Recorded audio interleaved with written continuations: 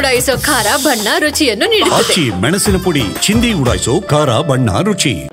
ಕೇಂದ್ರ ಸರ್ಕಾರ ಜಾತಿ ಸಮೀಕ್ಷೆ ಮಾಡ್ತೀವಿ ಅನ್ನೋದು ಹೇಳ್ತಾ ಇದೆ. ಜಾತಿ ಮಾಡಲಿಕ್ಕೆ ರಾಜ್ಯ ಸರ್ಕಾರಕ್ಕೆ ಯಾವುದೇ ರೀತಿಯಾದ ಅಧಿಕಾರ ಇಲ್ಲ. ಈಗ ಕೇಂದ್ರ ಸರ್ಕಾರ ನಾವು ಜಾತಿ ಗಣತಿ ಮಾಡಿರಲಿಲ್ಲ ಅಂತ ಹೇಳಿದ ಮೇಲೇನು ಕೂಡ ನೀವೀಗ ಮಾಡಬೇಕಾದಂತ ಅಗತ್ಯತೆ ಇದೆ. ಈಗ ಇನ್ನೊಂದು, ನಾವು ಜಾತಿ ಗಣತಿ ಮಾಡಿರಲಿಲ್ಲ, ಅದರಲ್ಲಿ 5-6 ಇತ್ತು, ಅದರಲ್ಲಿ ಜಾತಿನೂ ಒಂದಷ್ಟೇ.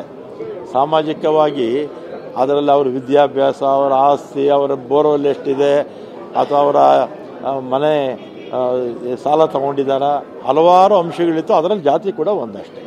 ಬರೀ ಜಾತಿ ಗಣತಿ ನಾವು ಮಾಡಿಲ್ಲ. ಕೇಂದ್ರ ಸರ್ಕಾರ ಯಾವತ್ತೂ ಈಗ ಕೇಂದ್ರ ಸರ್ಕಾರ ಜಾತಿ ಗಣತಿ ಮಾಡಲ್ಲ, ಸುಮ್ಮನೆ ಪ್ರಚಾರಕ್ಕೋಸ್ಕರ ಹೇಳ್ತಾರೆ ಅಷ್ಟೇ. ಈಗ ಮಹಿಳಾ ರಿಸರ್ವೇಷನ್ ತರ್ತೀವಿ ಅಂದರು, ತಂದ್ರೇನಪ್ಪ ಅವರು? ಮಹಿಳಾ ರಿಸರ್ವೇಷನ್ನು 11 ವರ್ಷ ಆಯಿತು ಅಧಿಕಾರಕ್ಕೆ ಬಂದು, ಅವ್ರು ತರಲ್ಲ. ಅಲ್ಲ, ನನ್ನ ನಿಲುವನ್ನು ನಾನು ಏನು ಪತ್ರ ಬರ್ತಿದ್ದೀನೋ ಅದನ್ನೇ ನಿಮಗೆ ಈಗ ಹೇಳಿದ್ದೀನಿ. ಅದನ್ನ ಈಗ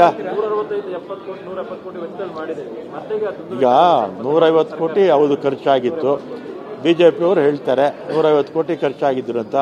ಇವ್ರದೇ ಸರ್ಕಾರದಲ್ಲಿ ಈ 4 ವರ್ಷ ಇತ್ತಲ್ಲ ಈ ವರದಿ. ಜಯಪ್ರಕಾಶ್ ಹೆಗ್ಡೆ ಅವರು ಅವ್ರ ಪಕ್ಷದಲ್ಲೇ ಇದ್ರಲ್ಲ, ಆ ಸಮಿತಿ ಎಲ್ಲ ಸದಸ್ಯರು BJP ಅವರಲ್ವಾ? ಅವ್ರು ಅಕ್ಸೆಪ್ಟ್ ಮಾಡ್ಬೋಯಿತ್ತು ಅಥವಾ ತಿರಸ್ಕಾರ ಮಾಡ್ಬೋಯಿತ್ತು BJP ಅವರು.